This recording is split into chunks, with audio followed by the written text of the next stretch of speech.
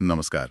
आज हम एक बहुत ही जानी मानी लोक कथा पर बात करने वाले हैं। जी विनायक जी और नियम वाली बहू की कहानी। हाँ, ये कहानी एक बहू के अटूट विश्वास और उसके ससुराल में जो उसे चुनौतियां मिलती हैं उसके बारे में है। अच्छा, तो स्रोत तो हमारे पास इसका लिखित रूप ही है ना? लोक कथा है ये। जी बिल्कुल। और कहानी की शुरुआत होती है एक माँ बेटी से। दोनों ही काफी व्रत और नियमों का पालन करने वाली।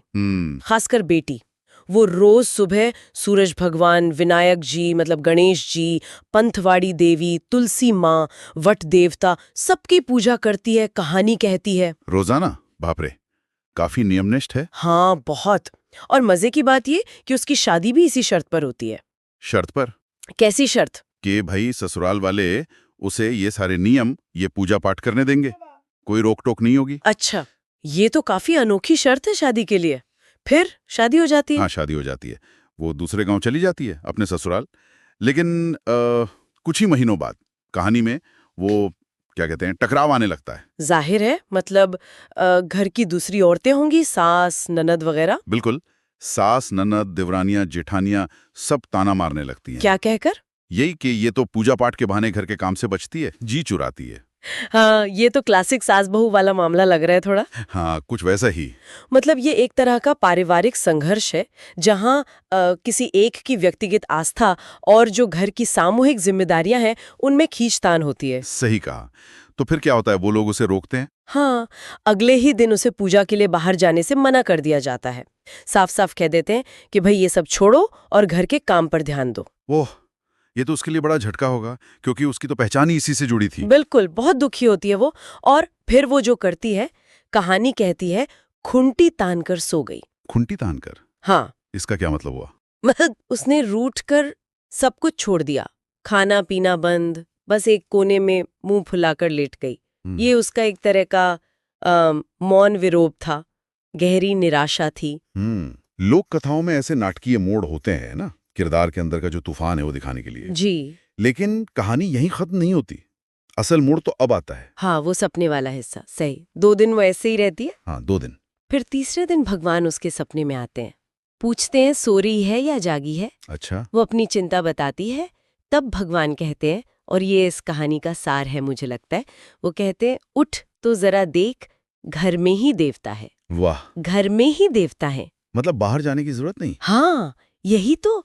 ये कितना बड़ा संदेश है हर उम्र के सुनने वाले के लिए, कि भाई ईश्वर या जो दिव्यता है वो सिर्फ मंदिरों में या मूर्तियों में नहीं, वो हमारे अंदर, हमारे आसपास, हमारे घर में भी हो सकते हैं। बस देखने वाली नजर चाहिए। क्या बात है, ये तो बहुत गहरा है। तो फिर वो उठती है, देखती है। हाँ, वो उठती है, एक पेटी खोलती है, उसमें एक डिब्बी मिलती है, और जब वो डिब्बी खोलती है तो देखती है कि उसके सारे आराध्य देव वहीं हैं। सच में? कैसे? हाँ, लाल घोड़े पर सूरज भगवान बैठे हैं, खेजड़ी के पेड़ के नीचे विनायक जी, दही दूध में पंथवाड़ी देवी दिख रही हैं, हरी भरी तुलसी माता है, वट और पीपल देवता सब उसी डिब्बी में। कमाल है, ये तो चमत्कार हो गया। चमत्कार तो है, लेकिन ये प्रतीकात्मक भी बहुत है। ये दिखाता है कि सच्ची भक्ति जो है ना, वो जगह की या बाहरी कर्मकांड की मोहताज नहीं होती।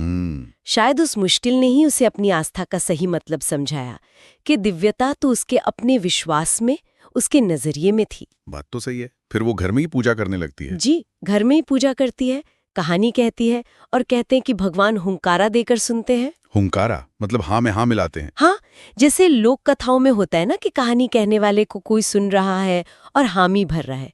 ये ईश्वर की सक्रिय भागीदारी दिखाता है। दिलचस्प। लेकिन घर वालों का क्या? सास-नंद वो मान जाते हैं? नहीं, इतनी आसानी से नहीं। ड्रामा अभी बाकी है। जब वो पूजा करके खाने बैठती है तो सास नंद फिर ताना मारती हैं। क्या कहती हैं इस बार? कहती हैं, रूठी रानी कुन मनावे, रूठी हुई रानी को कौन मनाए, किसने मनाया इसे। ओह, मतलब अभी भी ताने कस रही हैं। हाँ, पर इस बार बहू चुप नहीं रहती। वो कहती है कि मैंने अपना नियम निभाया है, और फिर वो उन्हें वो डिब्बी दिखाती है। अच्छा, जिसमें सारे देवता थे। हाँ, और उसे देखकर सास तो हैरान रह जाती है, बिल्कुल दंग। क्या करती है वो? वो इतनी प्रभावित होती है कि बहू के पैर छूने लगती है। क्या बात कर रही हैं? सास बहू के पैर छूने लगी? जी, लेकिन बहू उसे रोक देती है। कहती है कि मेरे नहीं, भगवान के पैर छुओ, और खुद झुककर सास के पैर छूती है। अरे वाह, ये तो बहुत ही सुंदर मोड़ है कहानी का। आपसी सम्मान। हाँ बिल्कुल।